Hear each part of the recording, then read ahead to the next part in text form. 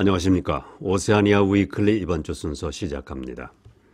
지난 6일과 7일 이틀 동안 호주 시드니에서는 한국의 중소기업들의 아이디어 상품의 판촉을 위한 행사 대한민국 브랜드 엑스포가 열렸습니다.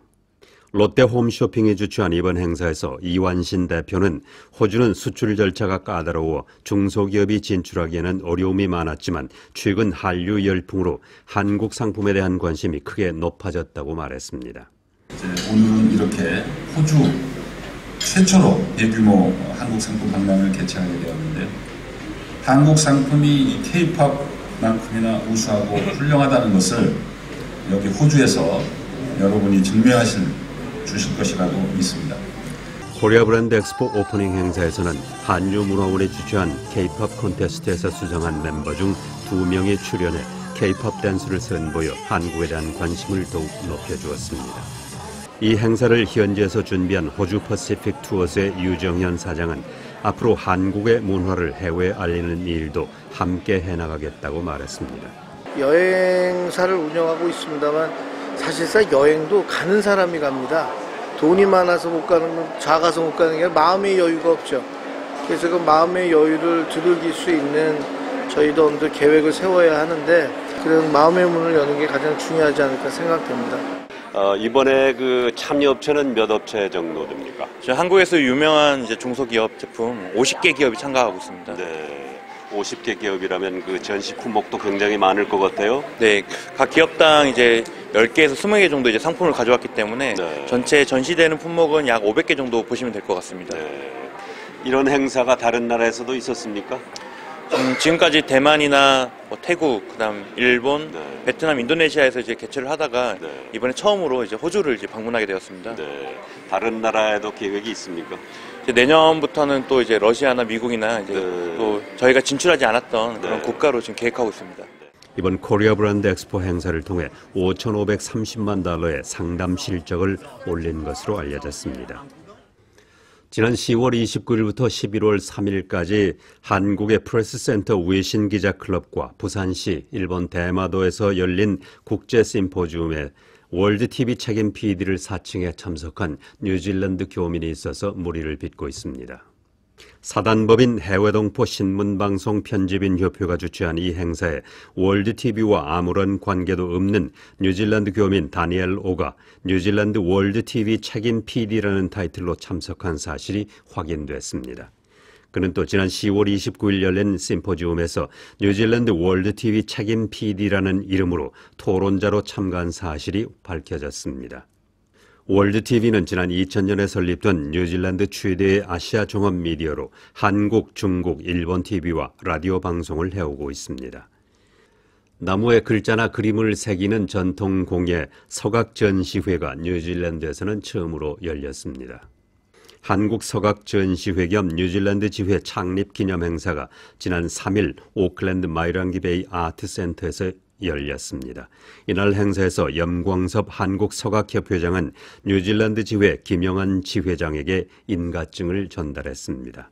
이번 전시회는 지난 9일까지 한국의 서각작품 62점이 전시돼 관람객들의 눈길을 끌었습니다. 여러분들께 바라고 기대하는 것은 우리 한국 서각이 세계 각국의 전부가 지금 다 찬사를 보내고 있습니다. 뉴질랜드 그리고 이제 인근에 있는 호주까지도 이 민들레 호수처럼 서각이 우리 씨앗이 잘 뿌려져서 사단법인 서각협회가 뉴질랜드 최초로 서각을 전시하는 겁니다. 그래서 여러분들이 이제 직접 와주셔서 축하해 주시기 때문에 상당히 뜻깊은 날로 생각합니다. 호주군은 전략적으로 중요한 파푸아뉴기니의 재건 기지인 파푸아뉴기니 마누스 아일랜드에 들어갈 수 있을 것으로 보입니다. 스콧 모리슨 호주 총리와 파푸아뉴기니의 피터 오닐 총리는 지난주 시드니에서 이 기지에 대한 재건 계획에 합의했습니다. 양국 총리는 또 장기 경찰 파트너십과 연례 정상회담을 할 것에도 합의했습니다. 이번 합의 내용에 따르면 파푸아뉴기니는 럼브룸 해군 기지를 소유하지만 호주의 군 관계자들이 이곳에서 일하고 주둔할 수 있도록 하고 있습니다. 지난 20년간 조사와 26개 별도 연구 결과 뉴질랜드는 안락사를 선호하고 있는 것으로 나타났습니다. 오타고 대학은 3,304명의 시민들을 대상으로 조사한 결과 68.3%는 안락사를 지지했고 14.9%는 안락사 관련 법 개정에 반대했습니다. 이러한 연구는 불치병을 앓고 있는 사람에게 안락사를 선택할 수 있도록 하자는 The End of Life Choice Bill이라는 법안이 나오면서 시작됐습니다. 액트당의 데이비드 세이모어 의원이 발의한 이 법안은 올해 초 청문회를 거친 바 있습니다. 이번 연구를 주도한 제시카 영은 이러한 결과는 세계적으로 나타나고 있다고 말하고 많은 사람들이 법 개정에 마음을 열고 있다고 전했습니다. 필리핀에서 30년 가까이 생활해오던 호주의 수녀가 추방당했습니다. 올해 72살인 파트리시아 폭스 호주 수녀는 마약 거래와 관련한 필리핀 정부의 폭력적인 캠페인에 대해 반복적으로 비판해 듀테르테 대통령의 노여움을 샀습니다. 이 결과 파트리시아 폭스 호주 수녀는 지난달 선교 비자가 임시 관광 비자로 다운그레이드 되었습니다. 그녀는 출국 준비를 하면서 듀테르테 대통령은 일부 시민들의 울음소리를 들어야 한다고 말했습니다. 65세 이상이 소지할 수 있는 슈퍼 골드 카드가 해당자 외에 젊은 사람들이 허위로 사용하는 경우가 있는 것으로 나타났습니다. 일부 젊은이들은 슈퍼 골드 카드를 훔쳐서 사용하거나 어떤 경우에는 가짜 카드를 사용하는 사람이 있는 것으로 알려졌습니다. 라디오 뉴질랜드는 웰링턴 지역에서 한 사람이 훔친 슈퍼카드를 사용했고 오클랜드에서는 가짜 슈퍼골드카드가 만들어지고 있는 것으로 나타났다고 보도했습니다. 이러한 골드카드 문제가 있다는 사실을 사회개발부도 알고 있지만 얼마나 사용되고 있는지는 밝혀지지 않고 있습니다. 정보공개법에 따라 밝혀진 사회개발부의 정보에 따르면 지난 2012년 이후 지금까지 3건의 골드카드 사기 사건이 있었던 것으로 나타났습니다. 뉴질랜드의 마오리와 퍼시픽 그룹이 다음 달 UN 기후회의의 원주민 그룹으로 참가하게 됩니다. 이들 7명은 2주간 폴란드에서 열리는 기후회의에 참가하기 위해 펀드레이징과 회의 준비에 한창입니다. 이 그룹 대표 로간 레일리는 이번으로 4번째 기후회의에 참가하는데 기후정책과 무엇을 기대하는지 등의 준비 상황을 점검하고 있습니다. 이들은 파리 기후협약과 관련해 공식적인 원주민들의 목소리에 초점을 맞출 것으로 알려졌습니다. 뉴칼레도니아는 프랑스로부터 독립할 것인가를 묻는 국민투표를 실시한 결과 56.4%의 국민들은 현 상태를 선택한 것으로 나타났습니다.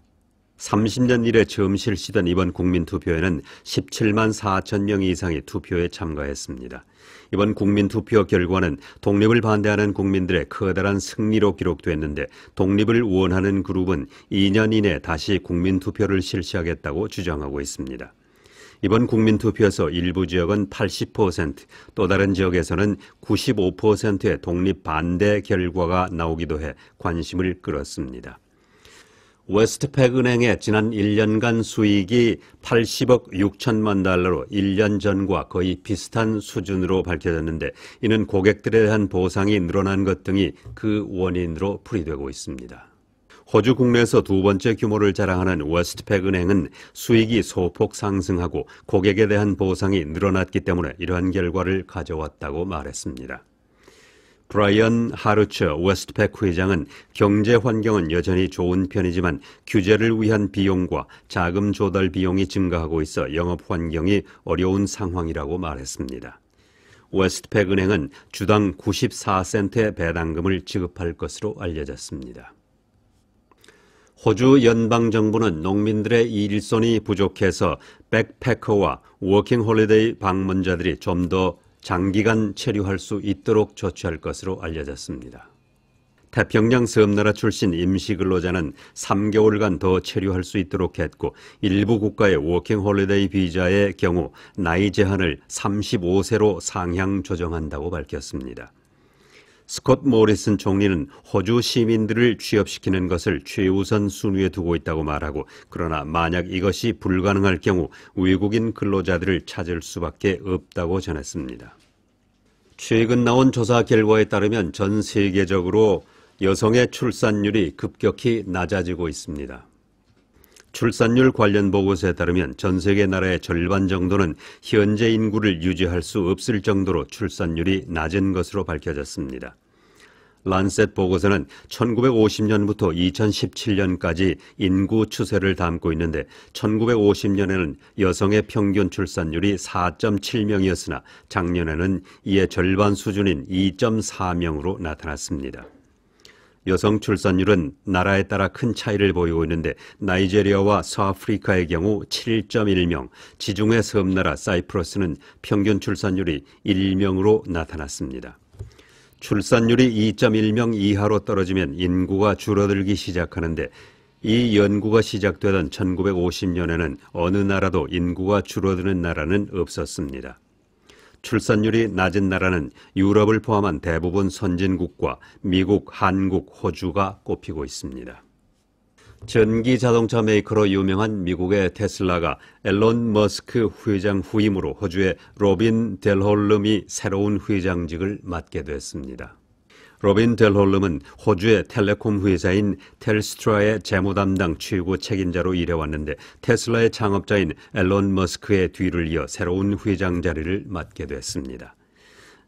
앨런 머스크는 지난달 미국의 금융 규정을 위반한 사건을 해결하기 위해 회장직에서 물러났습니다. 호주의 15살 소년이 FAI가 주최한 드론 경기 챔피언에서 우승했습니다. 중국 센젠에서 120여 개국이 참가한 세계 에어스포츠 연맹의 드론 경기 대회에서 호주의 루디 브라우냉이 우승을 차지했습니다. 이 소년의 활약으로 호주팀은 스웨덴과 한국을 누르고 단체 우승을 차지했습니다. 한편 타일랜드의 11살 소녀 완라이아는 여성 우승자로 장애물이 있는 드론 하이스피드 경기에서 실력을 발휘했습니다. 유엔 회원국들이 북한의 구체적인 비핵화 조치를 촉구하는 강경한 목소리를 냈습니다. 국제원자력기구 IAEA가 유엔에 제출한 북한 핵 문제 보고서는 북한이 강하게 반발하며 거부했지만 채택됐습니다. 함지아 기자가 보도합니다. 유엔 총회 연단에 오른 유럽연합 대표는 완전하고 검증 가능하며 되돌릴 수 없는 북한의 비핵화, 즉 CBID를 언급하며 북한을 압박했습니다. 북한의 구체적인 비핵화 조치 때까지 기존 제재를 엄격하게 이행할 것이라며 각국의 동참을 촉구하기도 했습니다.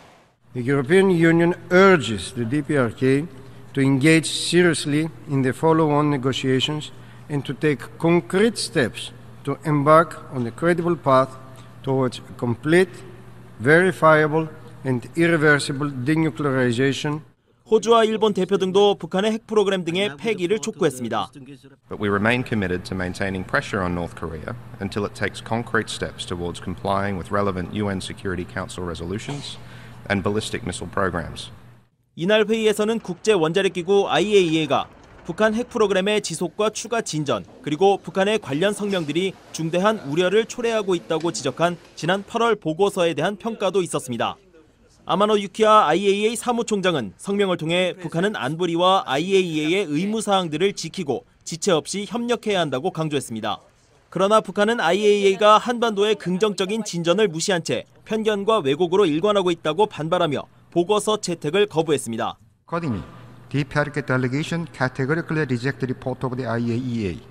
The IAEA should take a fair and impartial position by calling upon the international community to respond to goodwill measures taken by the DPRK government.